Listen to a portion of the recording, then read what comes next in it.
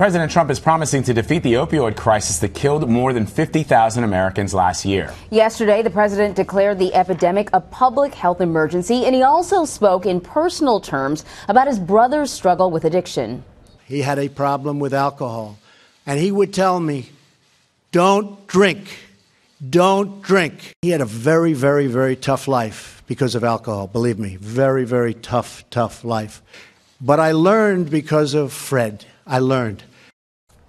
All right, so let's bring in Sean Sullivan. He's a congressional reporter for the Washington Post, and he joins us now from D.C. You know, Sean and Vlad, in The Art of the Deal, I don't know if either of you guys have ever read it, but at the point where he talks about his brother, I remember when I was reading it, I thought, geez, this is the first time I've really seen a huge dose of compassion. What happened with his brother, I think, clearly moved the president a lot, but he's certainly been criticized for declaring this opioid epidemic a public health crisis. You know, a lot of people said basically this is like a tiger with no teeth.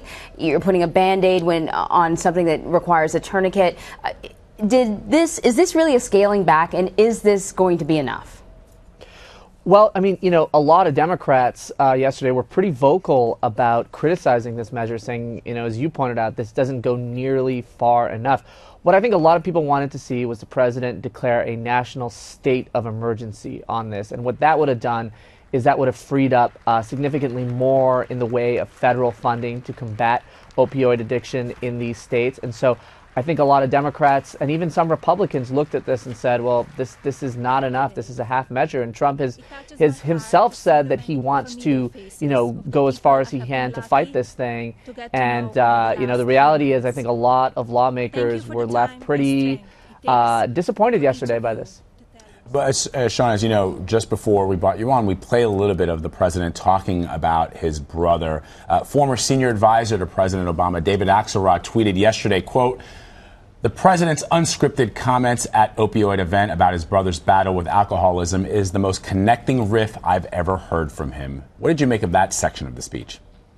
Well, you don't hear this president talk a lot about his upbringing, his family. You know, he touched on it at times in the campaign trail, but, you know, by and large this year when he's talking about policies, when he's engaging in fights with some of his political opponents, we don't tend to hear him speak in these really, really starkly personal terms. And so I think it was striking for a lot of people to hear him frame this issue in a really, really personal way. It's certainly very different than we've heard this president talk about a lot of other issues over the last few months. Yeah, definitely. So meanwhile, there was a little vote going on Capitol Hill. The Republicans managed to narrowly pass a $4 trillion budget proposal. Very slim margin, though. They had like a 2-vote wiggle room there. Was it expected that this vote would be this close?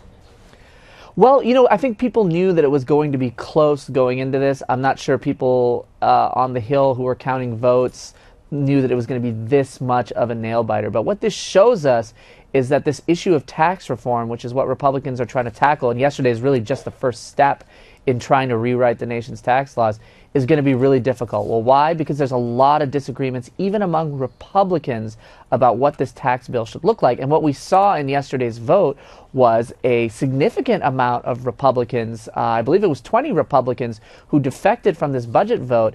And a lot of them came from states in the Northeast where they worry that the way this tax bill might be written might scale back some of these state and local tax deductions. It might anger a lot of people in their states who rely on these tax deductions when they file their taxes every year. So there's a lot of concern even among Republicans about what this tax bill looks like. And what we're starting to see now is almost a repeat of what we saw with the effort to repeal Obamacare. It's the disagreements among Republicans that might just derail this whole thing.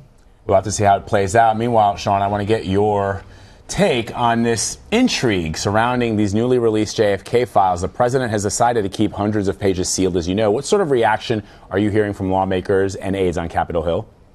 You know, not a lot right now. There hasn't been that much public interest, at least in this issue this week.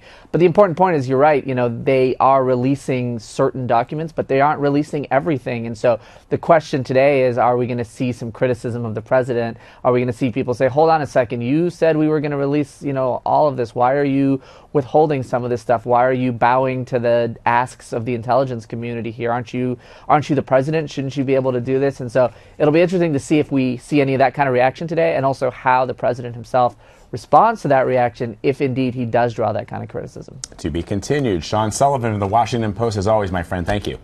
Sure.